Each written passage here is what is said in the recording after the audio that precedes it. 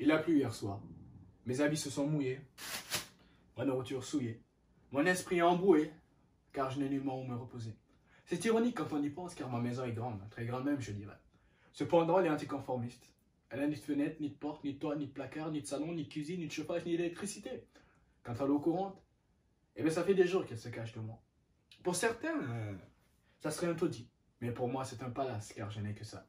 Je la découvre, la redécouvre, j'apprends à la connaître sous différentes facettes. Mais entre nous, c'est toujours la même, on s'entend. Toujours, il me plaît comme moi. Étant petit, je voulais toujours quelque chose. Que ce soit cette nouvelle paire de souliers ou cet appareil dans les cris, je les voulais toujours. Toujours, toujours, toujours. Est-ce que je les avais? Oh que non. Est-ce que je les voulais?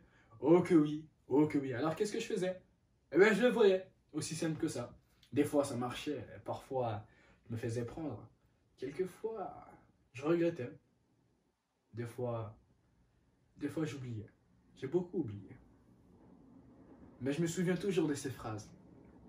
Nasser, trouve-toi un boulot. Nasser, on ne vole pas. Nasser, on se doit d'être responsable à cet âge. Nasser, ceci n'est pas un jeu. Nasser, ceci n'est pas une vie. J'aurais dû écouter ces sages paroles, qui désormais hantent mes songes, car elles auraient pu devenir le fondement même de mon existence, qui malencontreusement se trouve être un peu fébrile ces derniers temps. On pourrait même dire qu'elle ne tient qu'à un bout de fil. J'aurais pu devenir un homme. J'aurais pu réussir dans cette société si seulement j'avais écouté. Cependant, me voici aujourd'hui, à la merci de la misère. Rien dans les poches, rien dans le ventre, mais on espère. On espère. Je quête, je demande, je commande pour avoir à manger. Mais le pire, c'est leurs yeux qui me dévorent de honte. Leurs beaux yeux, marrons, bleus, noirs, verts, qui me regardent au travers avec du mépris, du dégoût, du dédain. Ça me fend le cœur. Ça me perce les entrailles de savoir que j'aurais pu avoir une vie autre que celle-ci, si seulement j'avais fait les bons choix. J'étais un enfant unique, un simple orphelin, qui ne demandait rien d'autre que d'être aimé. Mère et père sont partis trop tôt, l'un à la suite de l'autre. Cela m'a attristé, jusqu'au point de me briser en 1000 morceaux.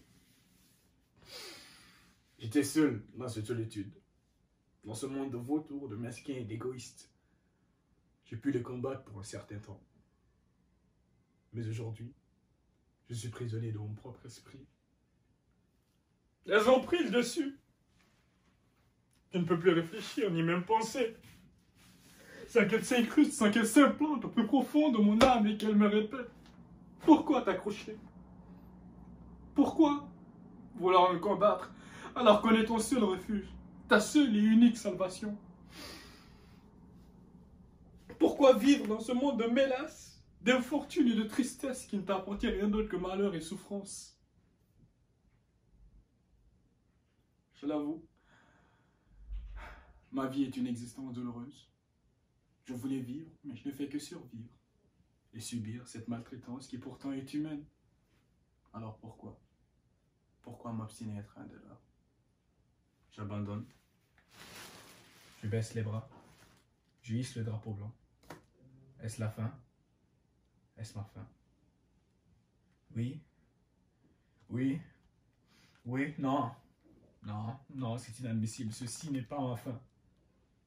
Peut-être que oui, en fin de compte. Non. Non. Non, c'est inconcevable. Ceci ne peut pas être ma fin. Je me souviens de ce fameux dicton qui disait que si tu veux mourir, alors jette-toi dans la mer et tu te verras te débattre pour survivre. Alors c'est ce que j'ai fait. Je me suis laissé perdre. J'ai sauté, j'ai plongé la tête première dans cet abysse pour voguer jusqu'au tartare du chaos de mon air tout en me laissant séduire, enjoliver, émerveillé par ces idées morbides, malsaines et immorales pour voir jusqu'où j'irais, jusqu'à quel point je voulais vivre, jusqu'à quel point j'aime la vie. Alors aujourd'hui, je le dis haut et fort, oui, je veux vivre, je veux voir, écouter, goûter, sentir, me blottir contre la chair d'une femme, connaître sa douceur, sa profondeur, sa chaleur, fonder une famille, des enfants, avoir des amis et une maison. Je veux voir le loin et connaître le large. Je ne veux plus survivre, je veux vivre, je ne veux plus subir, je veux vivre. Je ne veux plus mourir. Je veux vivre, je veux vivre, je veux vivre, je veux vivre. À jamais. À jamais. À jamais. Et comme disait mon père, celui qui n'a pas connu le malheur ne pourra jamais, au bout de jamais, connaître le vrai bonheur.